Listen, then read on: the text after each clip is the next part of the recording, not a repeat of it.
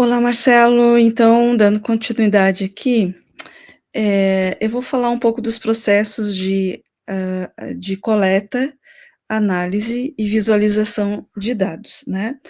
Mas antes de começar a falar de alguns métodos, a gente tem que lembrar também de ícones, né, dessa área, né, que não hã, ícones do passado, mas que conseguiram fazer ou passar por esse processo de análise, de coleta, análise e visualização de dados, até mesmo sem entender um pouco, né, da contribuição que eles estavam dando para a área, né. Então, eh, a gente já tem documentado os estudos do John Snow, né, que era um médico e que, conseguiu, né, lá por 1800, 1850, 54, se não me engano, mapear os casos de cólera em Londres, né. Então ele foi lá com a caderneta dele, né, e começou a mapear nas ruas os locais, né, no centro de Londres que tinha maior incidência de cólera, né. E aí ele conseguiu identificar o foco, né, da onde que estava surgindo, né, esses focos de cólera, e ele criou o método dele, né. Então ele foi anotando, e aí ele foi juntando e vendo padrões, né. E ali ele conseguiu, né. Então esse foi um dos primeiros, eh, marcos, assim, né, que mostrou um pouco desse processo. Uma o um uma outra pessoa que marcou muito, e também teve seu método próprio, foi a Florence Nightingale, né, que era uma enfermeira, né, eh, na época da guerra, e que ela provou, né, que cuidados especiais, né, dos feridos em guerra, faziam que faziam diminuir a mortalidade, né, e ela criou, inclusive, gráficos, né, tem um diagrama de rosas que se chama, né, eh, ou de rede, se não me engano, que é usado até hoje, né. Então, tanto o John quanto a Florence criaram os seus métodos, né, e claro que extremamente manuais, mas conseguiram mapear, né. Eh, e agora, né, e aí um pouco para falar dos meus estudos, né, eu também trabalho com a coleta, com as análises e com a visualização de dados, mas numa escala muito maior, que é das plataformas digitais, né, das mídias digitais, né. E aí, como a escala é maior, né, eh, nós temos também teorias que ao longo do tempo ajudaram também nesse processo, né. E, que nasceram até em outras áreas, né, por exemplo, a teoria dos grafos, né, que mede relações, né. E nas mídias sociais a gente vive, né, conectado, vive dessas relações, né. Então eu converso com pessoas, eu tenho uma relação, né, eu tenho um peso de comunicação com as pessoas, eu cito pessoas, então isso tudo é mensurável, né. Então tanto eu posso ter uma análise fazer uma análise qualitativa, do conteúdo, do discurso, como eu posso fazer também um mapeamento da rede, das relações, né. Então, nessa imagem aqui que eu mostro para vocês, tem aqui a imagem que materializa isso, que são os grafos, né, que nada mais é do que uma imagem de pontos e linhas, né. Só que esses pontos, eles podem ser pequenos, podem ser grandes, né. Então, por exemplo, aqui eu tenho um grafo de um momento da época da Covid, e aqui da comunicação do Ministério da Saúde do Canadá com as pessoas, né, e falando, né, do combate à Covid e tal. Então é um momento, né, no tempo, que foi mapeado esses comentários no Twitter, tá. E aqui tudo tem o seu peso, né. Aqui o círculo do próprio ministério, ele está maior, porque ele é o protagonista disso tudo, né. Os outros, pontos ali, né, são círculos menores, pontinhos menores, mostram as pessoas, né. Então, nas mídias sociais eu tenho esse tipo de conexão, né. Pode ser com pessoas, claro, mas na época lá que nasceu essa teoria, poderia ser outros elementos, né, para medir essas conexões, né. E claro que nesse momento atual a gente trabalha muito, e as minhas pesquisas vêm numa crescente, eh no caso aqui com as mídias sociais, né. Então, passando aqui, o meu slide, isso tudo, configurou uma área de conhecimento, né. Então eu tenho grafos que é uma imagem abstrata, né, que vem da área da matemática, todos os estudos em relação a isso, e temos as redes, né, que são objetos empíricos, onde elementos são linkados com outros. E esses elementos podem ser agentes humanos, não humanos, coisas, tá.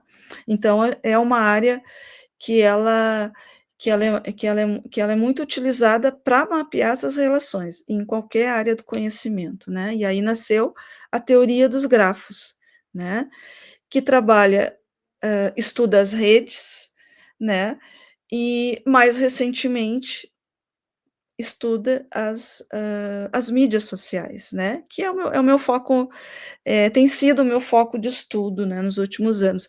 E isso é configurado como uma área da ciência, né, a ciência de redes, né.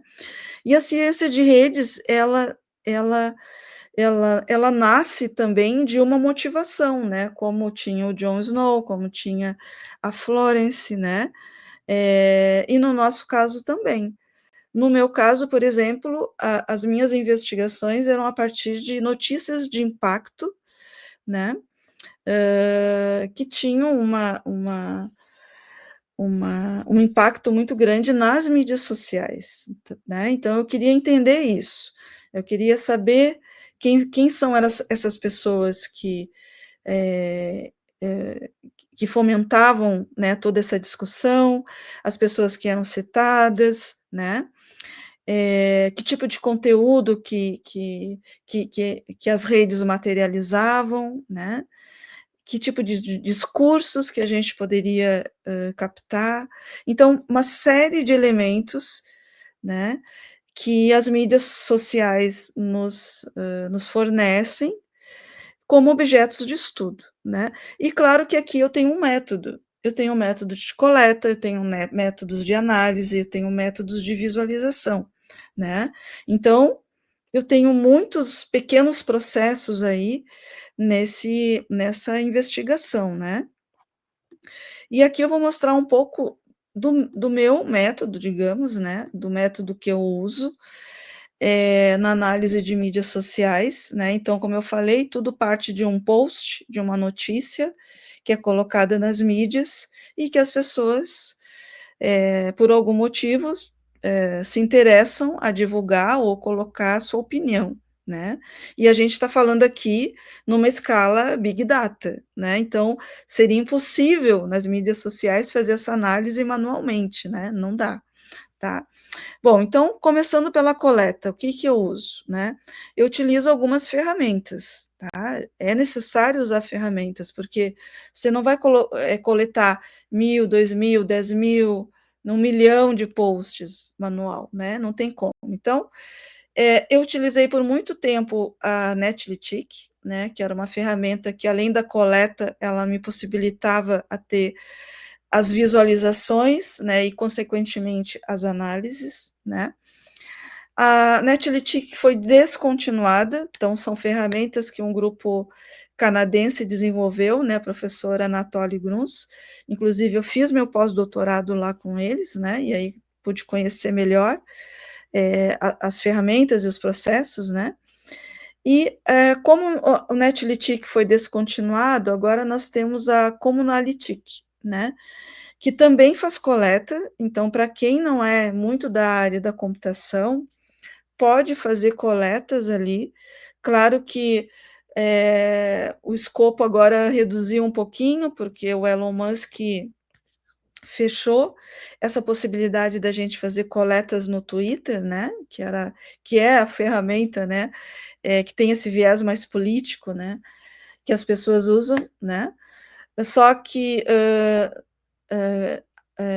tem a possibilidade de fazer ainda, né, e usar o Communalytics, mas você tem que pagar a licença lá, né, do Twitter, né, então isso inviabilizou muito, né, tá. Mas dá para fazer essas coletas também com outras ferramentas em linguagens, por exemplo, usar o Python para isso, e aí criar rotinas, né, já tem várias rotinas prontas para fazer coleta, né. E isso, o que que acontece? Eu vou ter uma massa de dados estruturada, e com essa estruturação, eu posso levar, por exemplo, ou para outras ferramentas para fazer análise, né, e aí análises textuais, análises de rede, né. Eh, e uma ferramenta que eu gosto muito de usar e que trabalha, de forma mais aprofundada, é o Geph, né. O Geph, como na Lytic, né, eles possuem mecanismos de visualização de dados, né, para fazer várias análises, né. E o Geph é interessante para fazer análise de conexão entre as coisas, entre os perfis, entre os nós, né. Então a gente pode trabalhar com grau de centralidade, que vem da teoria dos grafos, né.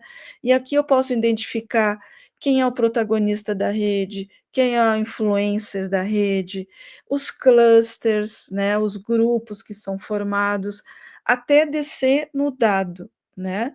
Se eu consigo descer no dado, eu tenho lá eu posso fazer análise de conteúdo, eu posso fazer análise de redes, tá. E aí pode entrar outras ferramentas, por exemplo, eu uso a Voz Viewer para fazer análise semântica, né. Então as palavras elas se conectam, as palavras têm relações, formam clusters também, né. Então geram uma informação para além da rede, tá. Então também são informações importantes, né, numa análise como essa. E mais recente agora eu tenho colocado a IA também para me ajudar. A IA como um assistente, né. Então, por exemplo, eu falei aqui dos scripts aqui da linguagem Python, eu posso pedir para ele criar alguma linguagem, né, para fazer uma análise dentro de uma coleta de dados, né, então ele é muito bom para fazer sumarização, né. Isso ajuda muito na análise de conteúdo, na análise do discurso. Ele também, através do Python, ele te dá, gráficos, né, então você pode fazer análise também com eles. Então, assim, tem muita coisa nova vindo, né, através da inteligência artificial que nos ajudam nesse processo aqui. Tá? Então é isso, Marcelo, pelo menos eu acho que é uma visão, né, como eu falei, eu acho que cada um acha o seu método próprio, né, para fazer a coleta, a análise e conseguir visualizações, né, mas é uma área muito interessante e que nos remete e que nos dá muito resultado, né, resultado tanto, de imagens, né, de grafos, mas análises de conteúdo, análises, de discurso também, tá. Então é muita informação aqui envolvida nesse processo de coleta, análise e visualização, tá. É isso então.